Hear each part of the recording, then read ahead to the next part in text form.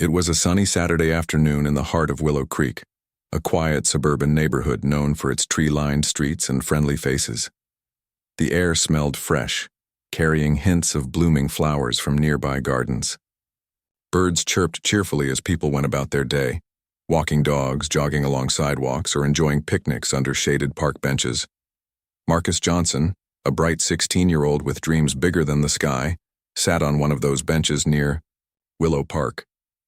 He had his headphones on, music softly playing to drown out the world while he focused on something that brought him immense joy: sketching designs for his robotics project.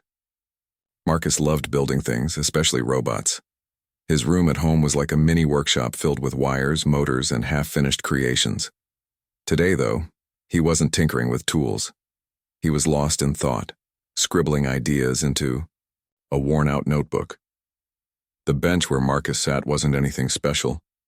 It was just an ordinary wooden seat tucked away beneath a towering oak tree.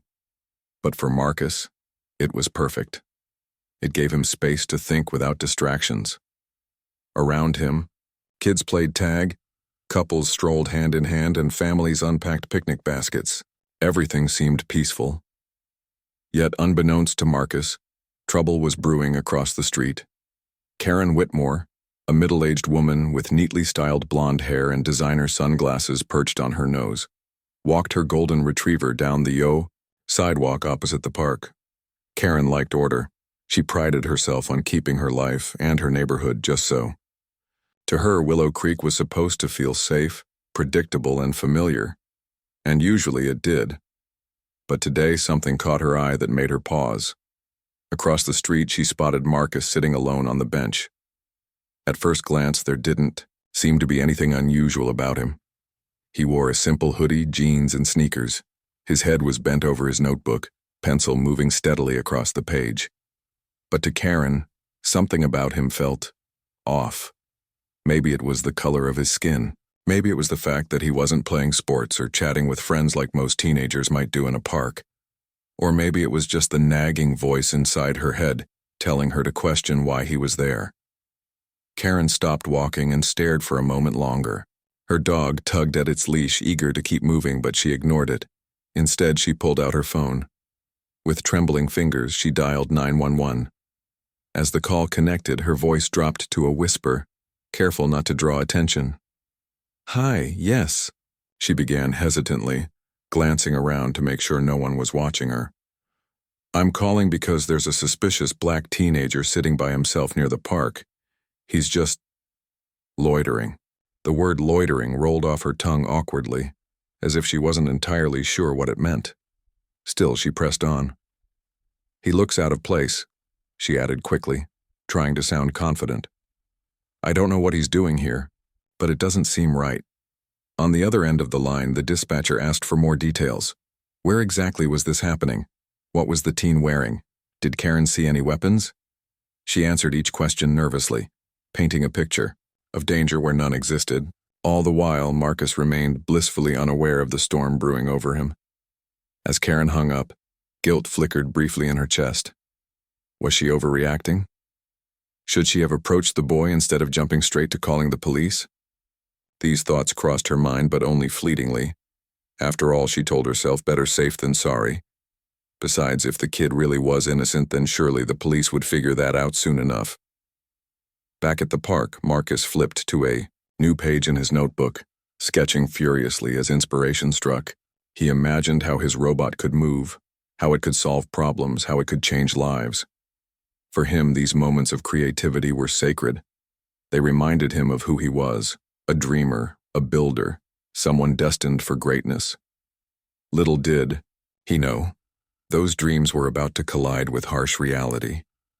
Minutes passed, and the peaceful hum of the park was suddenly interrupted by the distant wail of sirens. Marcus looked up, startled. The sound grew louder until 2 police cars screeched to a halt near the entrance of the park. Officers stepped out, their presence immediately drawing stares from passers-by. Some people whispered among themselves, wondering what had happened. Others simply watched curiously, unsure whether to feel alarmed or intrigued. For Marcus, confusion turned to alarm as the officers approached him. One of them called out, "Hey you, stay right there." Their tone was sharp, commanding. Marcus froze, unsure of what to do. Slowly, he lowered his pencil and raised his hand slightly, instinctively showing he posed no threat.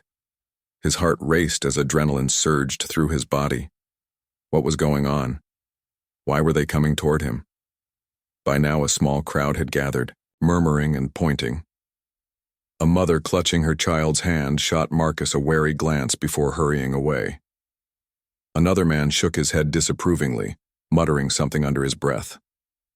None of them knew Marcus. None of them cared to ask what he was doing or why he was there.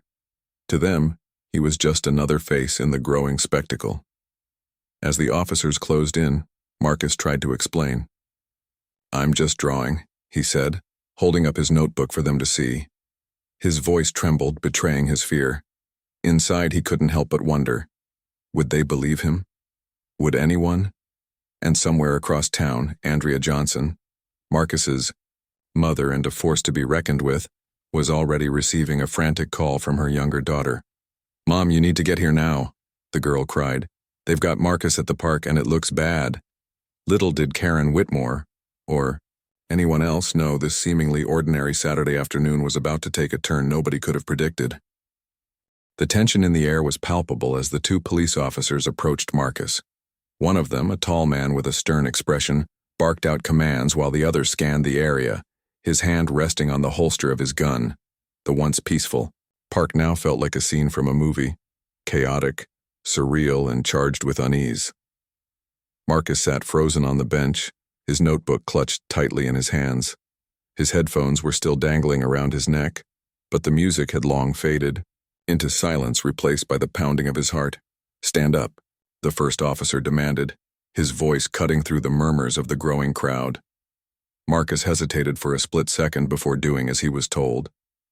He stood slowly, raising his hand slightly to show he wasn't holding anything dangerous.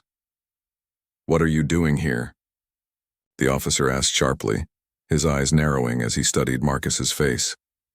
I'm just drawing," Marcus stammered, holding up the notebook for them to see. The pages were filled with sketches of gears, circuits, and mechanical limbs.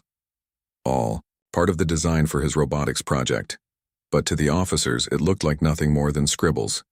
They exchanged glances, their skepticism evident. "Drawing?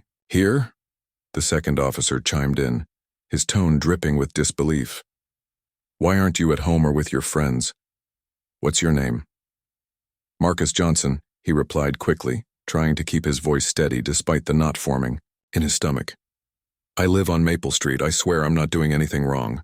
But the officers weren't satisfied. They began firing off more questions, each one sharper than the last. Where did he go to school? Did he have ID? Why was he sitting alone in the park?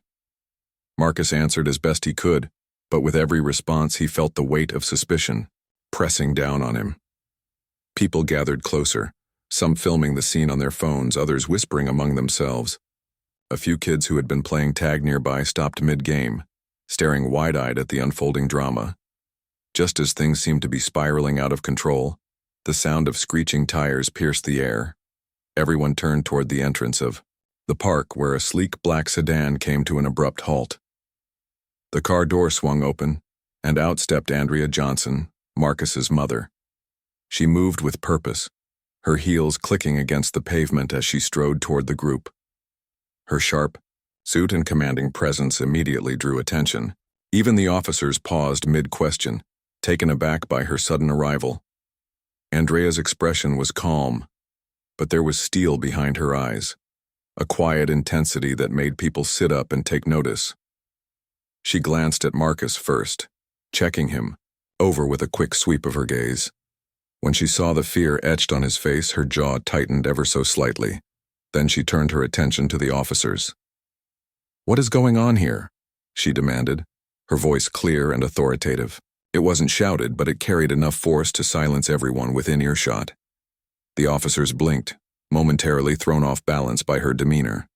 One of them recovered quickly, stepping forward to explain. "We received a call about a suspicious individual loitering in the park," he said, gesturing vaguely toward Marcus. "We're just trying to figure out what's going on." A suspicious individual? Andrea repeated, raising an eyebrow. Her tone was icy now, laced with disbelief. This is my son, Marcus. He's 16 years old.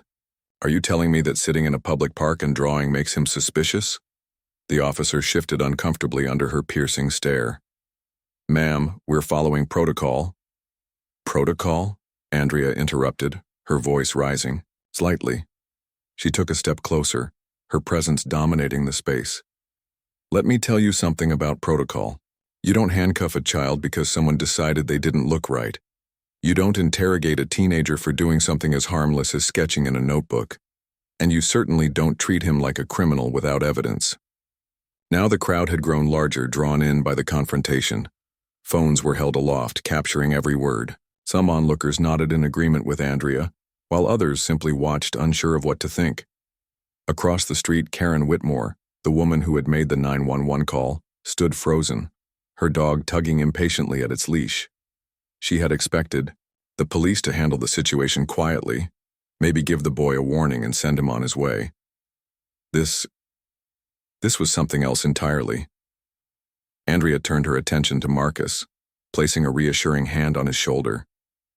Are you okay? She asked softly, her voice filled with concern. Marcus nodded mutely, still too shaken to speak. Andrea gave his shoulder a gentle squeeze before turning back to the officers. I want to know who called this in, she said, firmly. Who decided my son was a threat? Because if anyone thinks a black teenager sitting in a park is inherently suspicious, then we have a much bigger problem on our hands. The officers exchanged uneasy glances. They knew better than to argue with someone like Andrea, not when she carried herself with such authority. One of them muttered something about checking the details of the call, but Andrea wasn't done yet. This isn't just about today, she continued, addressing both the officers and the crowd. This is about how we treat young people of color in this country. How many times does this happen? How many kids like Marcus are harassed, questioned, or worse, simply because of the color of their skin? We can't keep pretending this isn't a systemic issue. Her words hung heavy in the air, resonating with those who heard them. Parents hugged their children tighter. Teenagers whispered to each other, glancing at Marcus with newfound respect. Even the officers seemed to deflate slightly, realizing they were caught in the middle of something far bigger than a routine call. Meanwhile, Karen Whitmore felt the blood drain from her face. She recognized Andrea's tone. It was the kind of voice that commanded respect, that left no room for excuses. As Andrea's gaze swept across the crowd, Karen instinctively took a step back, hoping to blend into the background. But it was too late. Andrea's eyes locked onto hers, and in that moment, Karen knew she'd been found out. For a brief second, time seemed to stand still. Andrea didn't say anything. Not yet. She simply stared at Karen, letting the weight of the situation sink, and then, without breaking eye contact, she addressed the officers again. If you're looking for answers, she said coolly, you might want to start with her. The moment Andrea pointed toward Karen, the atmosphere shifted dramatically. All eyes turned to the middle-aged woman standing across the street, her golden retriever tugging at its leash as if sensing her unease. Karen's face flushed a deep red, and she instinctively took another step back, clutching the dog's leash like it was a lifeline. For a split second, she considered bolting, turning around and walking away, but the weight of dozens of stares pinned her in place. Andrea didn't rush over to confront her immediately. Instead, she moved deliberately, every step measured and purposeful. Her presence commanded attention, and the crowd parted slightly to let her pass. As she approached Karen, whispers rippled through the onlookers. Some speculated about who Andrea might be. Others wondered what would happen next. One thing was clear. No one could look away. Karen tried to compose herself, forcing a nervous smile as Andrea drew closer. Hi, she began weakly, her voice barely audible. But Andrea didn't return the greeting. She stopped a few feet away, arms crossed, her piercing gaze fixed squarely on Karen. There was no anger in her expression, just an icy calm that somehow felt even more intimidating. Ma'am, Andrea said finally, her tone clipped but controlled. Can you explain why my son, a child, is being treated like a criminal today? Karen swallowed hard, her throat dry. She glanced around, searching for any sign of support from the crowd, but all she found were judgmental stares. Even the police officers who had initially been focused on Marcus now watched intently, waiting to see how this confrontation would unfold.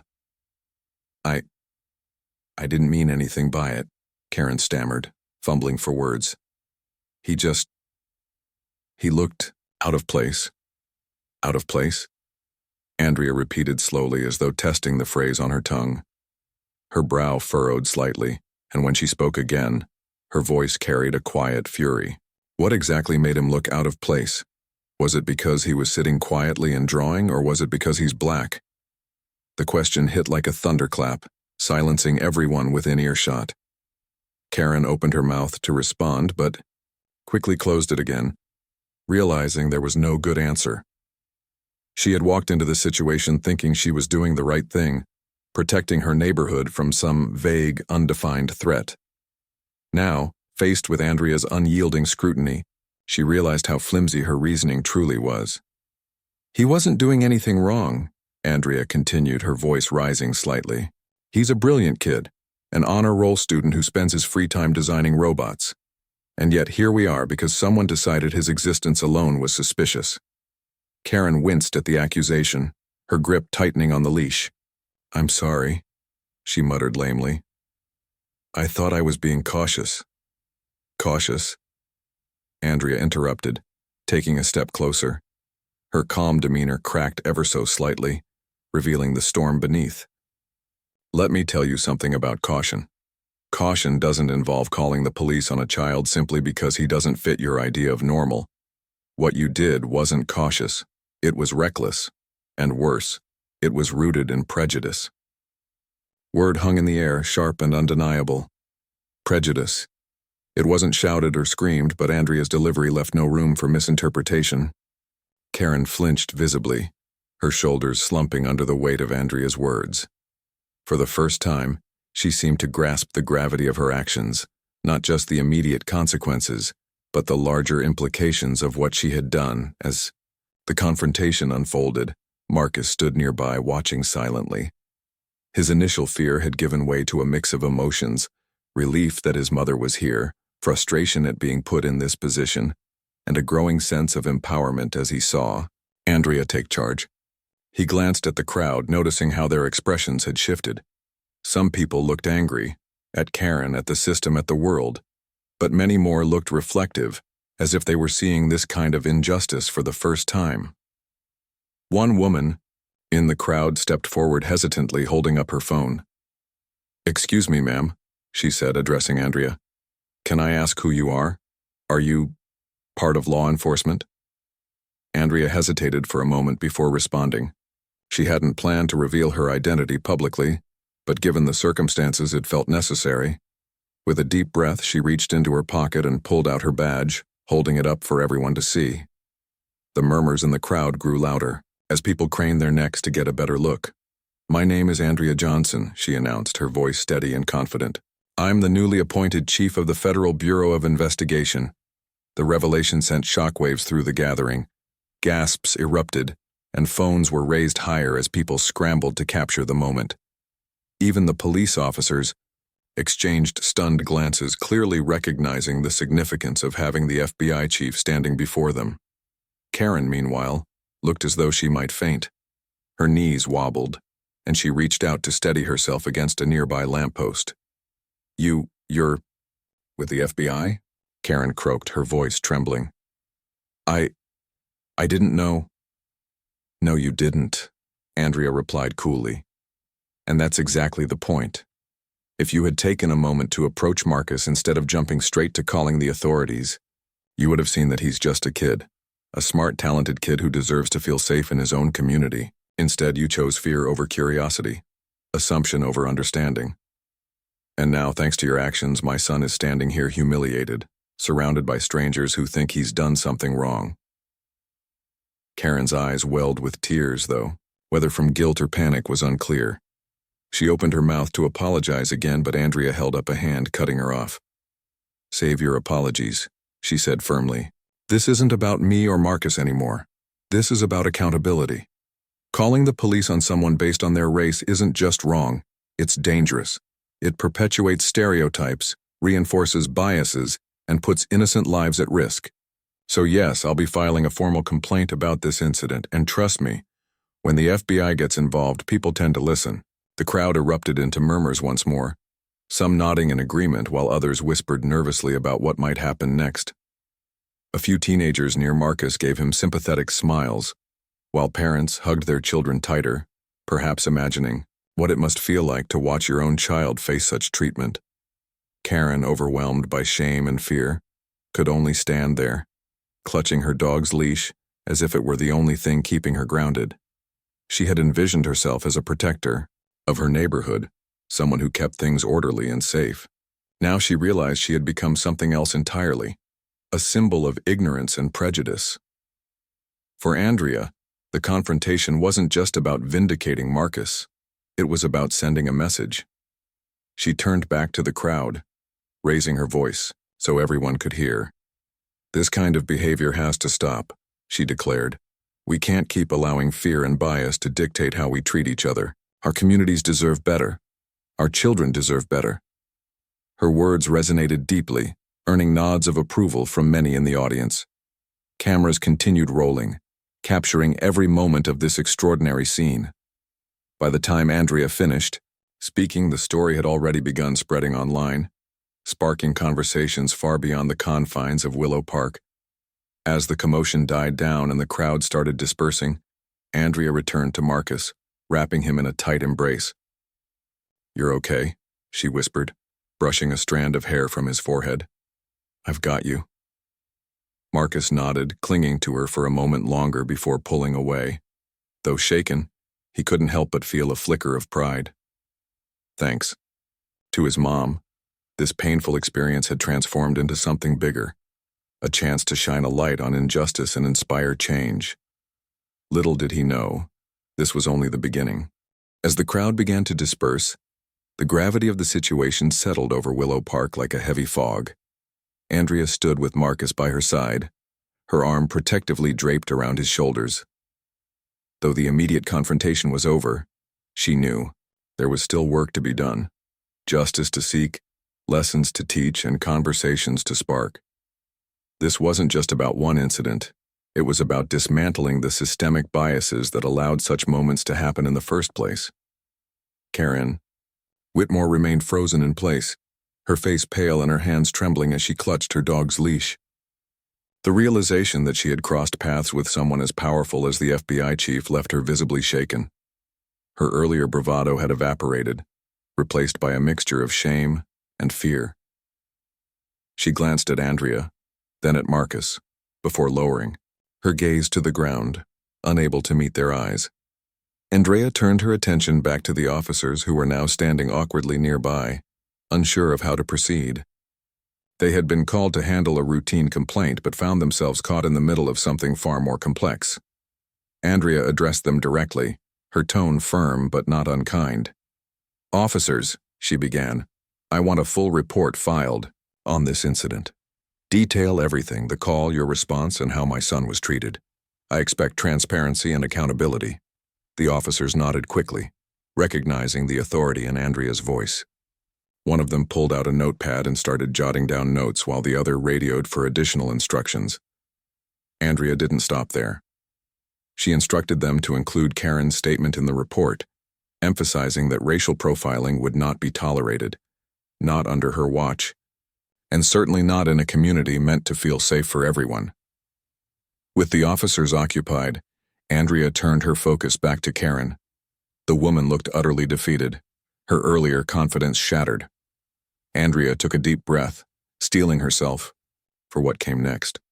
While part of her wanted to unleash her anger, to demand answers and hold Karen accountable, she knew that wouldn't solve the bigger issue at hand. Instead, she chose to channel her frustration into a teachable moment. "Let me ask you something," Andrea said, stepping closer to Karen. Her voice was calm, but carried an undeniable weight.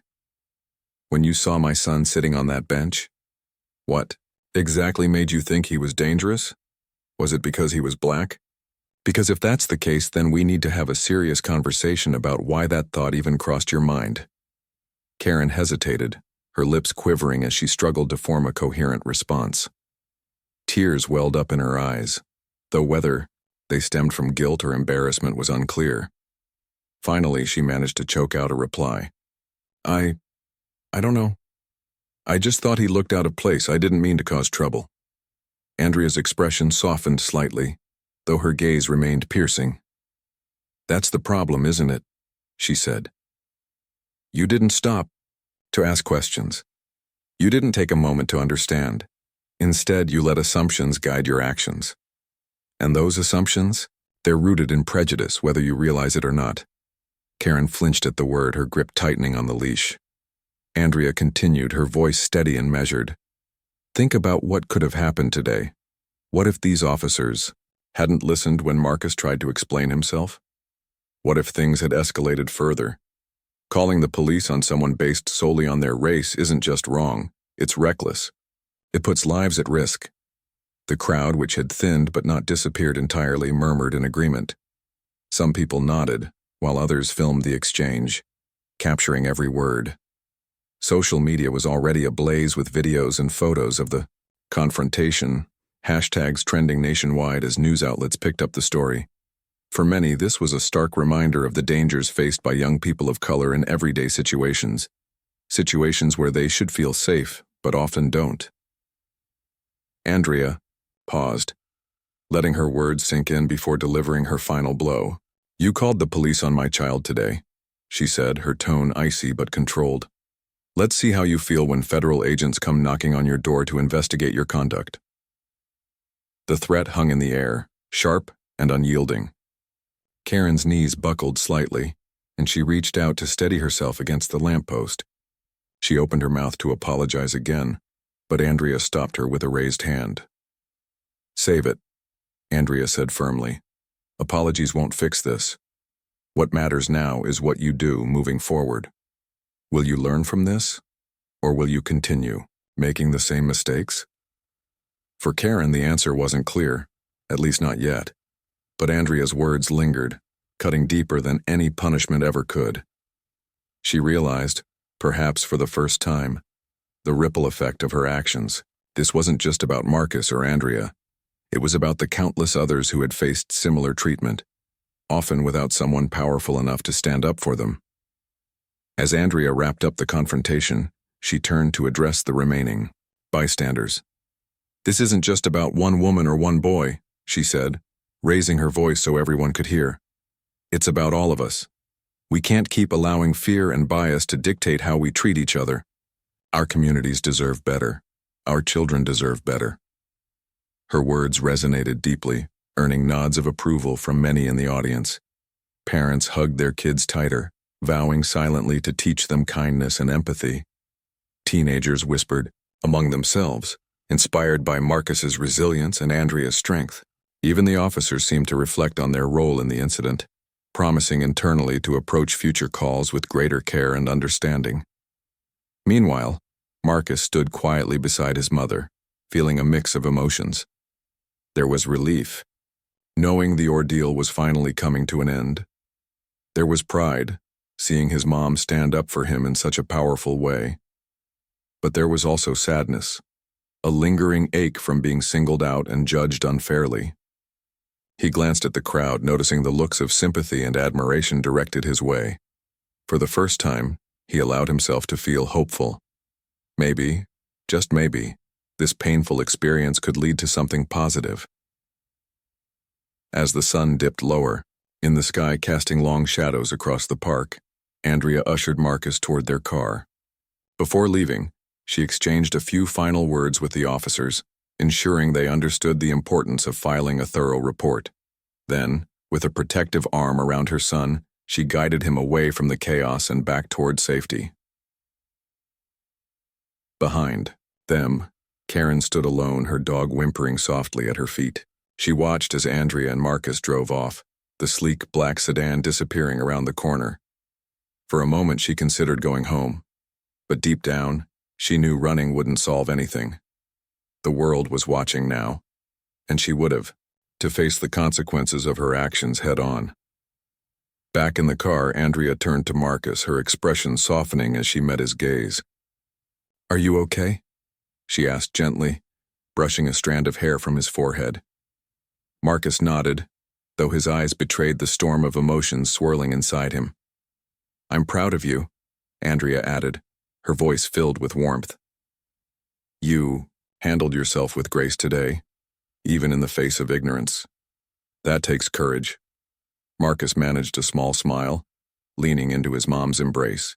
Together they drove home, leaving behind the park and the painful memories it held for now.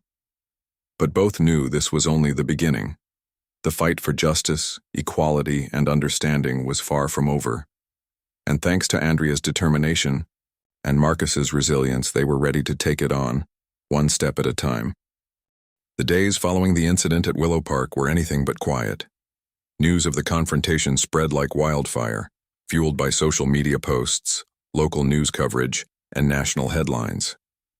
Videos of Andrea confronting Karen went viral, racking up millions of views within hours. Memes mocking Karen's behavior began circulating online, with hashtags like #FBI Chief Mom and #Art Over Arrest trending across platforms. For Marcus, the sudden attention was overwhelming but also empowering. At home, life slowly returned to a semblance of normalcy. Andrea made sure Marcus had time to decompress after the emotionally charged day. She encouraged him to focus on his robotics project, knowing how much joy it brought him. But even as they tried to move forward, reminders of the incident lingered everywhere. Friends and family called to check in, offering support and admiration for Andrea's bold actions. Strangers sent messages of encouragement, praising Marcus for staying calm under pressure. While the outpouring of love was heartwarming, it also served as a constant reminder of what had happened. Andrea, meanwhile, wasted no time turning the incident into an opportunity for change. True to her word, she filed a formal complaint against Karen, requesting a thorough investigation into her actions. The FBI launched an inquiry, examining not only the 911 call but also broader patterns of racial profiling in suburban neighborhoods. Andrea used her position to push for reforms, advocating for mandatory anti-bias training for law enforcement officers and community members alike. Her efforts quickly gained traction, sparking discussions about systemic racism and accountability nationwide. For Karen, the fallout was swift and unrelenting. Local news outlets identified her as the caller, sharing her name and face alongside footage of the park confrontation. Social media users pounced, flooding her accounts with criticism and ridicule. Some comments were constructive, urging her to reflect on her biases. Others were harsher, calling her out for perpetuating harmful stereotypes. Overwhelmed by the backlash, Karen deactivated her social media profiles and retreated from public view. Neighbors who once greeted her warmly now avoided eye contact, embarrassed by association or simply unsure of what to say. But Andrea wasn't satisfied with letting Karen disappear quietly. In a press conference held just days after the incident, she addressed the nation, using her platform to shed light on the pervasive issue of racial profiling. Standing behind a podium adorned with the FBI seal, Andrea spoke passionately about the need for systemic change. "This isn't about one woman or one teenager," she said, her voice steady and commanding. "It's about dismantling the structures that allow prejudice to thrive. It's about teaching empathy, fostering understanding, and holding ourselves accountable when we fall short."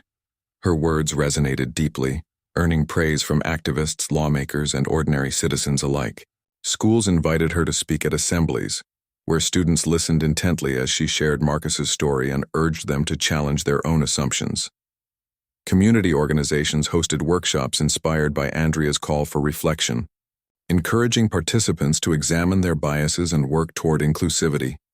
Even corporations took notice, pledging donations to organizations fighting racial injustice and committing to diversity initiatives within their ranks.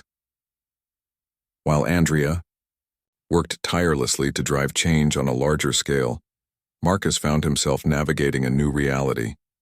Classmates who barely acknowledged him before suddenly sought him out, eager to learn more about his robotics projects, or perhaps just curious about the boy who stood up to Karen.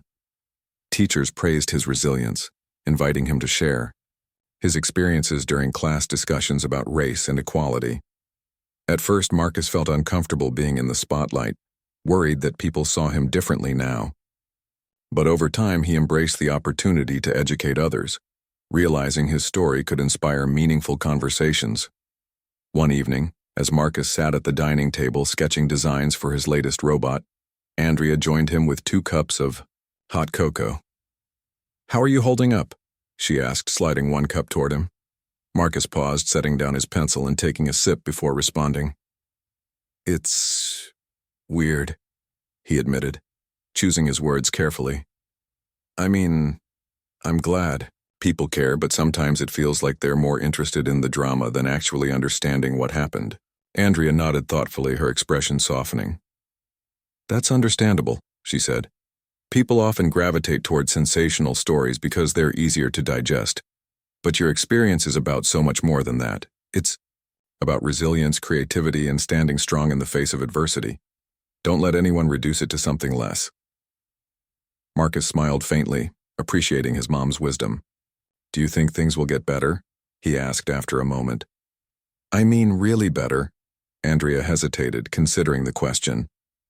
"Change takes time," she replied honestly. "There will always be challenges, setbacks, and moments that test our resolve, but every step forward matters, even the small ones. What happened to you shines a light on issues many people would rather ignore. That's progress, Marcus, and you're part of it."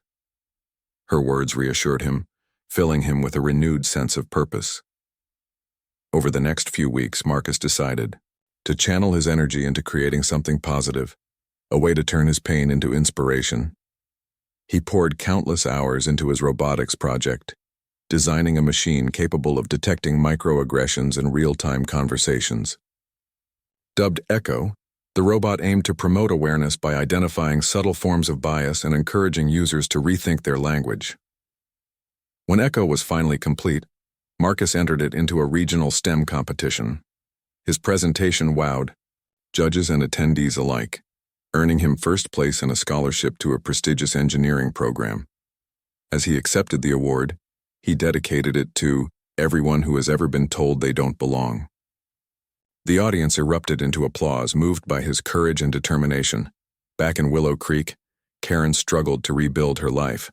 The public shaming left her isolated, both physically and emotionally. Friends stopped calling, and neighbors avoided her, leaving her to grapple with the weight of her actions alone. Eventually, she reached out to a counselor, seeking guidance on how to confront her biases and make amends. It was a painful process, filled with self-reflection and uncomfortable truths. But slowly, she began to understand the harm her assumptions had caused not just to Marcus but to countless others like him. In a surprising twist, Karen wrote a public letter of apology, which was published in the local newspaper. "I was wrong," she admitted candidly. "My actions were rooted in ignorance, and I deeply regret the hurt I caused. To Marcus and his family, I am truly sorry.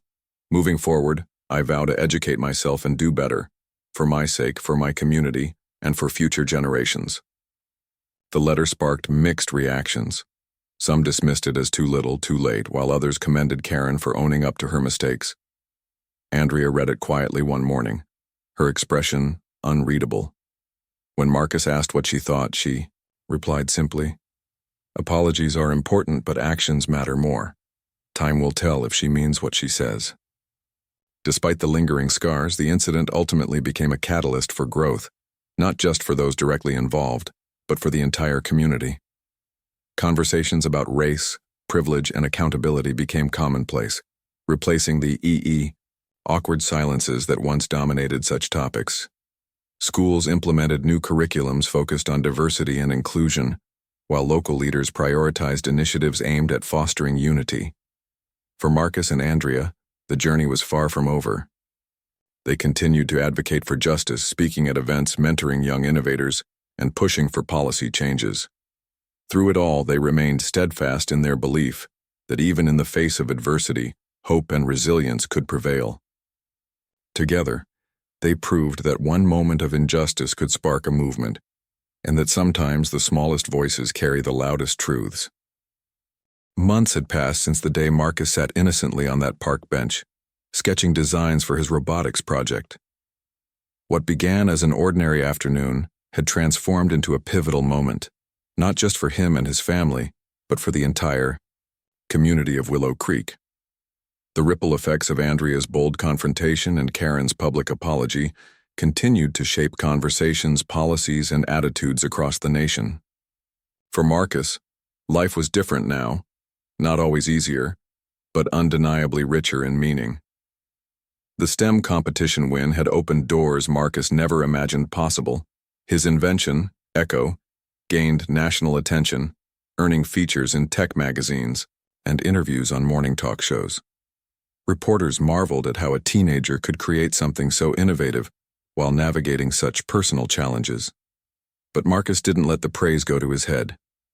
Instead, he used every opportunity to share his story, emphasizing the importance of representation and empathy in technology.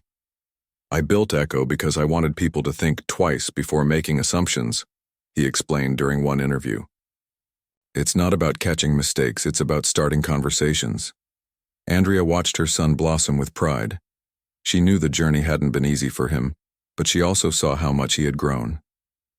Where once he might have shied away from speaking up, Marcus now stood confidently addressing crowds of students, educators, and even lawmakers.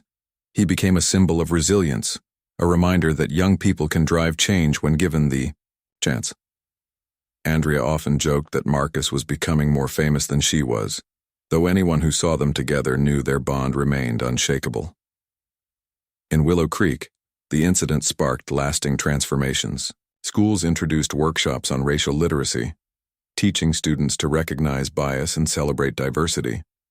Local businesses partnered with organizations to host events promoting inclusivity, from art exhibits showcasing underrepresented voices to panel discussions featuring activists and thought leaders.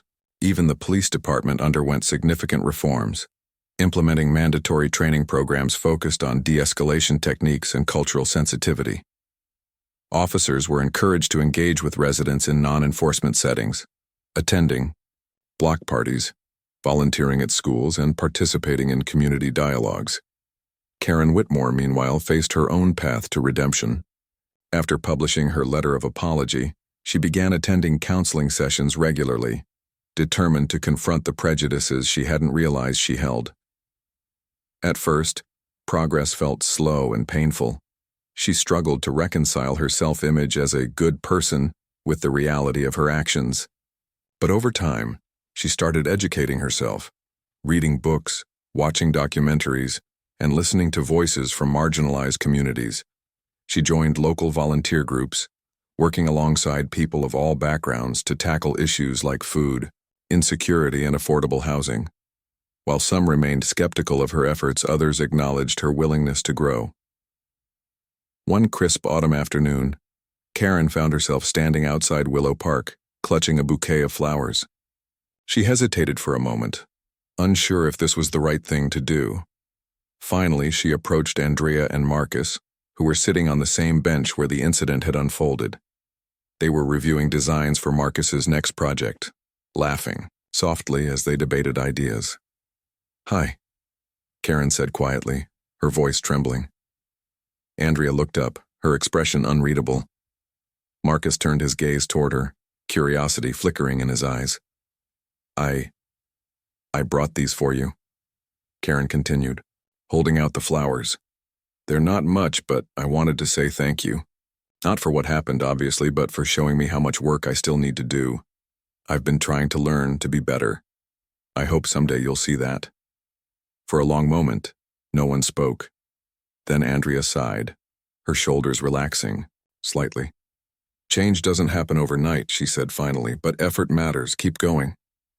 Marcus nodded in agreement, offering Karen a small smile. "Thanks for trying," he added softly. It wasn't forgiveness exactly, but it was a start. As Karen walked away, Andrea turned to Marcus, raising an eyebrow. "That was gracious of you," she remarked. He shrugged, returning to his sketches. "I figure everyone deserves a second chance." Doesn't mean we forget what happened, though. Andrea smiled, ruffling his hair affectionately. Smart kid.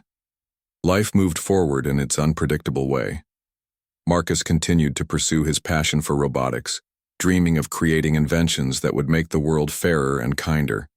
Andrea expanded her advocacy work, traveling the country to speak about systemic racism and the power of accountability. Together, they inspired countless others to take action in their own lives, to ask tough questions, challenge assumptions, and stand up for what was right. Back in Willow Creek, the park bench where it all began became a symbol of hope. A plaque was installed nearby bearing a simple inscription, "In memory of the day courage met compassion and changed everything." Residents often stopped to read it, reflecting on how far they'd come and how much further they still had to go. Though scars remained, healing was happening. One conversation, one policy, one act of kindness at a time. For Marcus and Andrea, the fight was ongoing, but so was their determination. They proved that even in the face of ignorance and fear, love and resilience could prevail. And as they walked hand in hand through the park, bathed in golden sunlight, they reminded everyone who witnessed their journey that true change starts with believing in a better tomorrow and having the courage to build it together.